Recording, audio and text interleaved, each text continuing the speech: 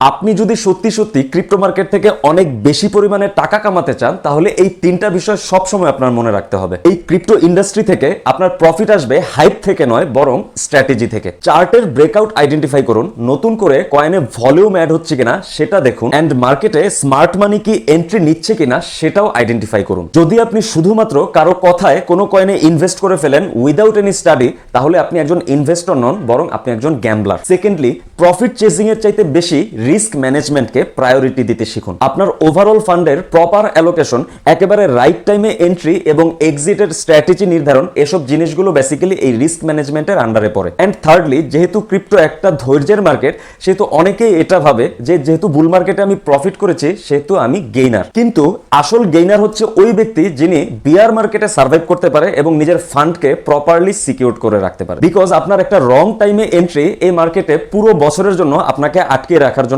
যথেষ্ট। At the end of the day আপনারা খেয়াল করলে দেখবেন যারা অল্ট কয়েনে বেশিরভাগ ইনভেস্ট না করে তাদের পোর্টফোলিওর মেজরিটি অফ অংশ বিটকয়েন ইনভেস্ট করে, তারাই প্রকৃতপক্ষে এই ক্রিপ্টো মার্কেটে টিকে থাকে এবং সবচাইতে দ্রুত প্রফিট করে। তাই সবসময় বেশি প্রফিটের আশায় অল্ট কয়েনে ইনভেস্ট না করে মাঝে মধ্যে কনসিস্টেন্ট প্রফিটের জন্য হলেও বিটকয়েনে ইনভেস্টমেন্ট করাটা জরুরি। আর ক্রিপ্টো মার্কেট নিয়ে এই ধরনের গাইডেন্স পাওয়ার জন্য এন্ড মার্কেটে এন্ট্রি এন্ড এক্সিট ঠিক কখন কিভাবে নেবেন তা জানার জন্য দ্য বুলিশ ট্রেডার চ্যানেলটিকে ফলো করতে পারেন।